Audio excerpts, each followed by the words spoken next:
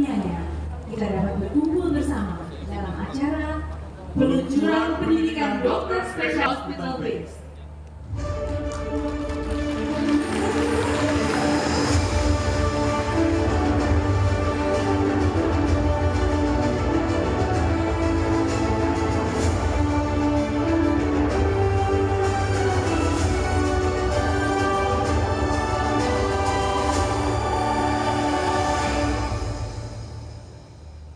Bapak Ibu hadirin yang berbahagia, merindukan kedekatan layanan kesehatan spesialistik, namun dokter spesialis tersebut kerap tak hadir merapat. Ketika putra daerah bersikeras ingin mengabdikan diri, tetapi biaya adalah daftar spesialis tak semudah dibayangkan. Kuota terbatas dan biaya yang mahal. Padahal negara amat membutuhkan. Aku yang berusaha mandiri mengejar kecukupan 25.000 dokter spesialis butuh lebih dari 10 tahun. Apakah kita tega melihat seorang anak dengan leukemia di Kalimantan harus melewati perjalanan panjang menuju Jawa hanya demi memperpanjang nyawa untuk mendapatkan pengobatan spesialis? Dan apakah kita akan membiarkan seorang ayah dengan serangan jantung mendadak di Papua harus terkapar tanpa pertolongan karena tak ada dokter spesialis di sana? Pemerintah tak tinggal diam dan bekerja cepat untuk mengatasi masalah tersebut dengan membuka pendidikan dokter spesialis berbasis rumah sakit pendidikan seperti yang diadopsi oleh negara-negara maju. Dengan sistem ini, diharapkan pemenuhan kecukupan dokter spesialis.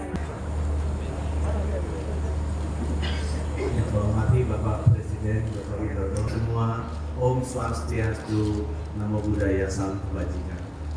Bapak Presiden melaporkan kenapa dibikinnya sederhana di Rumah Sakit Harapan Kita Ibu Ana. Karena ini ada 3 rumah sakit milik pemerintah di lahan seluas 14,5 hektar. Pembangunan pertama 800 miliar Rumah Sakit Kanker Darmais, insya Allah diresmikan Bapak, itu 21 tingkat. Kemudian pembangunan yang kedua, Harapan Kita Jagung sudah dapat hibah dari Jepang 1 triliun. Jadi mudah-mudahan di masa Bapak programnya Pak ini Pak Wali Kota harus mulai tahun ini, itu 22 tingkat. Kita tinggal cari yang Harapan Kita Ibu Anak supaya terintegrasi jadi satu, menjadi pusat pelayanan, pusat pendidikan, dan pusat riset bagi ilmu-ilmu medis ke depan. Bapak Presiden yang kami hormati, kita ingin membangun semua rumah sakit kita ini untuk mengadres masalah utama yang sudah 79 tahun tidak pernah bisa kita selesaikan di Indonesia, yaitu distribusi dokter yang tidak merata. Oleh karena itu, Kementerian Kesehatan membuat kebijakan, kita melakukan rencana 15 tahun ke depan dengan bantuan IME, itu Institute of Health Metric Evaluations, yang ada di Seattle, yang menghitung burden of disease di seluruh dunia, yang membantu pemerintah UAE dan Singapura untuk menghitung kebutuhan dokter spesialis di level kabupaten kota berdasarkan pola demografis dan pola epidemiologis. Jadi contohnya kalau Jogja banyak yang tua, Bapak Presiden, dokter spesialisnya beda dengan Bali yang banyak yang muda. Itu sudah kita sudah selesai, sehingga kita tahu kita memiliki 29.000 gap dokter spesialis yang kita harus distribusi sampai ke level kabupaten kota, dan ini akan secara dinamis kita. Kebijakan yang kedua yang kita bikin adalah Bapak Presiden, bagaimana kita memberikan afirmasi bagi semua dokter spesialis, dokter umum yang menjadi dokter spesialis di daerah tersebut. Sekarang hampir sebagian besar dari lulusan dokter spesialis berasal dari kota, karena memang akses dokter spesialis dari daerah sulit sekali untuk lulus, masuk, dan diterima. Persentasenya sangat kecil. Oleh karena itu, kita melakukan program afirmasi kebijakan kedua untuk rumah sakit pendidikan. Kalau kita didik, afirmasinya diberikan. Kebijakan yang ketiga, kita terima kasih sama Pak Soekarno Pak Presiden, sehingga semua lulusan dokter spesialis dari daerah-daerah tertinggal terdepan pulau ini langsung diangkat pegawai di PNS. Kalau saya, masalah yang kedua adalah masalah banyaknya dokter spesialis yang kurang. Salah satu penyebab kurang memang produksi dokter spesialis kita 2.700 Pak. Kebutuhan kita 29.000-30.000. Jadi butuh waktu 10 tahun lebih. Dan itu terjadi terus setiap tahun. Sebagai komparasi, Inggris yang penduduknya 50 juta, seperempat dari Indonesia, produksi dokter spesialisnya 12.000 per tahun. Hampir 5 kali lipat dari produksi di Indonesia. Nah, sesudah kami lihat memang karena sistemnya berbeda.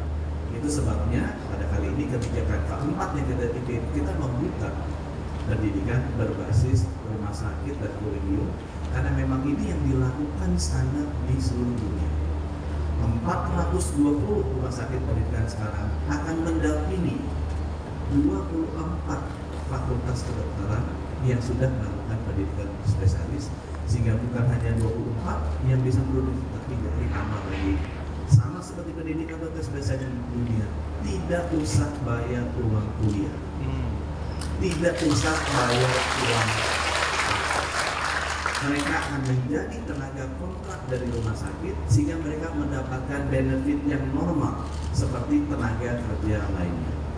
Mereka akan mendapat perlindungan kesehatan, perlindungan hukum, jam kerja yang wajar, dan statusnya bukan status di bawah, bukan status pesuruh, bukan status pembantu, bukan status sebagai keset atau sebagai untuk, gitu ya. Tapi mereka memang statusnya sama. Dan dengan demikian kita harapkan akan lebih mudah mereka untuk masuk. Kemudian yang terakhir Bapak Presiden kami laporkan adalah isu mengenai kualitas. Yang pertama adalah kita melibatkan seluruh kolegium Indonesia untuk membuat kurikulum. Kita tambah dengan mengundang expert asing. Di sini ada Prof. Niko, dia bantu kumpulkan teman-temannya di luar negeri untuk membantu memperkaya kurikulum yang kita bikin, sehingga bukan hanya versi Indonesia tapi juga versi internasional, supaya kita bisa menjangkau ilmu-ilmu baru yang ada di luar negeri dan dimasukkan ke kurikulum pendidikan dokter-dokter spesialis ini. Kita melakukan digitalisasi dari seluruh proses di logbooknya. Kita lakukan transparansi dari seluruh proses rekrutmennya dan juga interviewnya, agar semua orang memiliki hak yang sama. Siapapun orang tua dia, dari manapun asalnya dia, dan apa juga pendidikan lulusan dia S1-nya, kita transparan. Dan yang terakhir, Bapak Presiden, nanti teman saya dari Amerika yang memimpin organisasi Accreditation Certification Body untuk Graduate Medical Education, dan kita ngontrak untuk bantu memastikan semua standar rumah sakit pendidikan sama dengan mereka, baik, sehingga lulusan dari pendidikan dokter spesialis di rumah sakit kita akan memiliki standar yang sama nanti dengan standar lulusan dari Johns Hopkins, dari Mayo Clinic, dari Cleveland Clinic, atau dari MD Anderson, karena mereka memang kita pakai mereka untuk menentukan. Bapak Presiden, terima kasih.